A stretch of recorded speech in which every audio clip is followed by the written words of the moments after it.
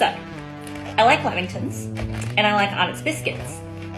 But am I going to like an Arnott's biscuits / Tokyo Lamington crossover?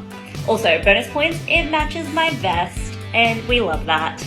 So let's test this out. There's 3 flavors. You've got Ice Bobo, Mint Slice, and Lemon Crisp. I'm going to start with Lemon Crisp first because it is one of my favorite biscuits.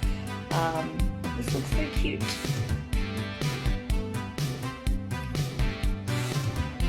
That is lemony.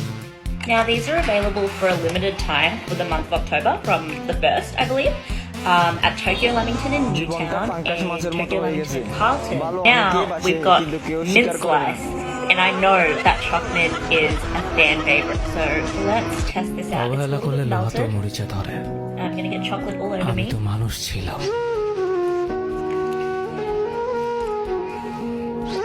Tastes exactly like Mint Slice. Can't fault it. And finally, my childhood favorite, the biscuit that I loved dearly, dearly, dearly as a child, and probably still do deep down, I just won't admit it to my parents. The Ice Bobo.